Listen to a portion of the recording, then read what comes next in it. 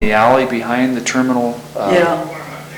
So they had, you'd get on the bus in the alley? You went down from the terminal to the alley and the buses were parked there, yeah. Okay. Working there? But that's only been recent. That was when I was traveling, you know, for the shops. And she was a gal from Billings, and she was a waitress at the Northern, and she had almost finished a beauty course, and I really didn't know anything about her prostitute background, but she really wanted to be a hairdresser, and she was good. And I had just opened a beauty shop there, and I was going to take her as an apprentice, but they had changed the law and this wasn't possible anymore. So anyhow, when I was working at Lydia's, she shows up one night, and of course she was working, there were the two places side by side there on Galena. Mercury. And she was working in the first one. Anyhow, I went there to see her, and she took me all over, and took me upstairs to meet the madam. Who was the madam, do you remember? I don't remember who that was now. Anyhow, I went in the back room where all the girls were sitting with their timers and what have you. Little poodle there. And that little thing just fell in love with me and got up in my lap, and the girl said, she thinks you're so-and-so who had left her there. Oh, I felt so sorry for that little dog. I wanted it so bad. Anyhow, we made a date to go out when she got a night off. So I come down to pick her up, and I got in the wrong place. I got in the one next door. What was her name now? I went to high school with her. Anyhow, the minute I saw her, I knew I was in the wrong place, and she had these great big police dogs. I said, oh my God, those dogs have grown since I was here. But anyhow, I went next door then, and there was my friend and another one of the girls that went out with us, and the stranger among them, she robbed me. Had a lovely evening. Well, you left Butte in 1943 for the war. Huh? You left Butte in 1943 for the war? Yeah. So what was Butte like in 1940, 41, 42? I mean, the men were leaving for the war, so what was it like in Butte during the war? Well, I don't know. You know, things were really looking good in the town then. There was, you know, the Depression was pretty well forgotten. People were thinking about the war, I guess. And what were you doing? What were you doing in those years? I wish I could hear better. What were you doing in Butte during the war? I had gotten married again. Don't get me pinned on this. How many times were you married? 6. Where's the bathroom? Well, I'll go in yours, huh? I can't think of anything about your mother and your father. And basically you lived here in Butte with your mother when you lived with your mother. Yeah. When she was in business. And then your dad, was he gone then? Where did your father go? Well, see, Mother and Dad split up when we came from Yuma. And she had worked as a waitress. She worked for Tresolino and Grand Silver, several places here before she opened up well, Dad came here. He came back from Arizona. He came up here from Arizona. She was working at Tresolino's at that time, and that's when he had the still down on Dakota Street. Well, he got caught, and that did well. The feds came in, but he didn't catch him. But and Mother left him again at that time, and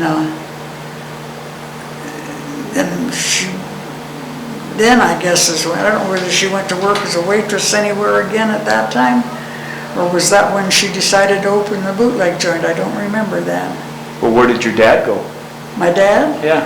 Well, when he came back then, the still was all he had. He had a great life. He called it the winter of 30 and 31. He'd never forget it. All he wanted to eat and all the booze he could drink. Did he stay in Butte though, or he left? He left. And what was his name? Burt Bower. Burt Bower, okay. Did you ever stay in touch with him? Oh, yeah, I was in touch with him over the years. Okay. And then, what was your estimate of Jerry Murphy? What did you think of him? Well, of course, he was quite a character, to us in our time, and more famous than I realized now that I've read some of his history, I thought he was probably a good... Did you like him? Yeah. And did you know Burton K. Wheeler? Did I know what? Did you know Senator Wheeler? I didn't know him. Did you know Senator Murray? I don't think I knew any of them. You didn't know Mayor Hosworth? Okay. Well, and who do you think, who was living in the Cabbage Patch? When you were there, what people did you see? There were poor people. Poor? I don't know how the hell come my husband wound up renting a place there, because it was cheap, I guess. I don't know how much it was or anything. Were they miners' families, or were they? Miners, sure, I'm sure they were. Not necessarily, they probably were better off. It was just it was a terrible place. Was it? Yeah. Okay.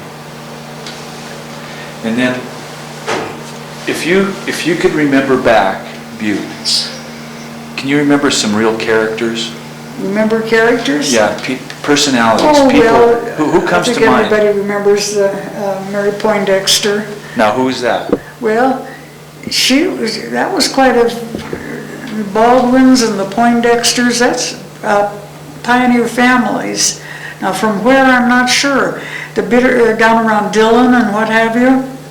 And she was, I don't know just what you would call her mental condition, but she talked to herself, and she was a kleptomaniac, and she bought rouge and just put as much as she could get on, and great big red lips, and she walked around the streets talking to herself, and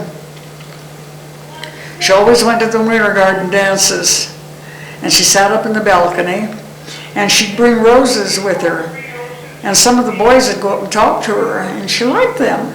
And she'd give some of them roses. But I was afraid of her. And then, of course, we had Shoestring Annie and Nickel Annie. They were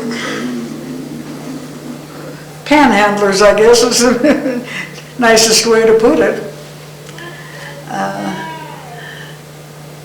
Those are the three I can think of right offhand. Okay. And in thinking back over your experience, both at the Paul Clark home, growing up in Butte, knowing the people that you knew. I tell you, there's a new hearing aid. Well, I got this one shut off, I guess. I don't know. There. Now, thinking back over your life in Butte, do you have any thoughts, important lessons that were learned here in Butte that you think shouldn't be forgotten? That you would want other people to think about in the future? Important lessons. Whew.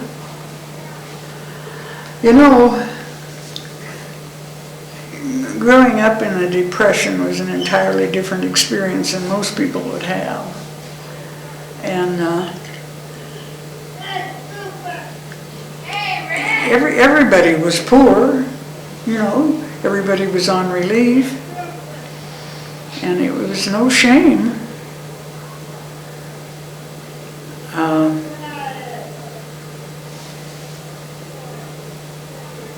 I really don't know offhand that I had any earth-shattering or life-changing things happen to me. Do you think there's anything that was learned by people who lived in that day that's been forgotten, that people don't appreciate now? What's been forgotten? Do you think there were things learned during that time by people that now present generations have forgotten or don't realize or don't appreciate? Well, I suppose so. I mean, I don't think people probably talk about it and dwell on it so that anybody had any realization of what it was like.